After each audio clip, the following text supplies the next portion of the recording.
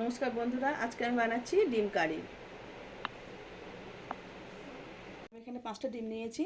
ডিমগুলো একটু আমি চিড়ে চিড়ে দেবো, এরকম করে সব চিড়ে নেব।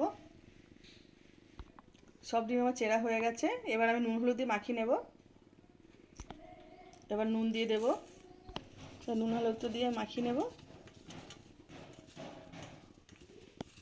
তেল গরম হয়ে গেছে, তেলে আমি দিয়ে দিচ্ছি, ভেজে নেবো হালকা করে।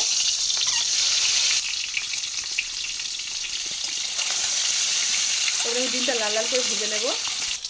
ডিমগুলো লাল লাল ভাজা হয়ে গেছে, এবার আমি তুলে নিচ্ছি। ওই ডিম ভাজার তেলে আমি সেদ্ধ করা আলুগুলো ভেজে নিচ্ছি। সামান্য একটু হলুদ দিয়ে আমি একটু ভেজে নেব। আলুগুলো হালকা ভেজে নিয়েছি, এবার আমি তুলে নেব। ওই ডিম আলু ভাজার তেলে অল্প করে তেল দিয়ে আমি তরকারিটা রান্না করে নেব। এর মধ্যে পেঁয়াজ, আদা, রসুন সব দিয়ে আমি একসঙ্গে পেস্ট করে নিয়েছি। এবার পেস্টটা আমি তেলের উপর দিয়ে দিচ্ছি। পেঁয়াজগুলো একটু ভাজা হয়ে গেছে, এবার আমি টমেটো পিউরিটা দিয়ে দেবো। এর মধ্যে টমেটো পিউরি দিয়ে দিলাম, একসঙ্গে মিশিয়ে নেব।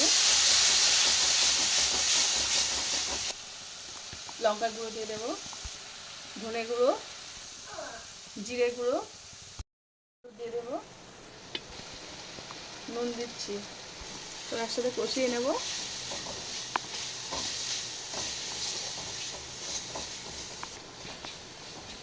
একসঙ্গে কষাচ্ছি। এবার আলু দিয়ে দেবো এর মধ্যে।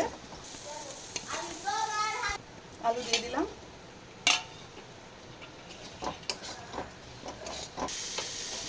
ডিমগুলোর মধ্যে দিয়ে দেবো একসাথে সব। আমাদের কষানো হয়ে গেছে, এবার আমি জল দিয়ে দেবো।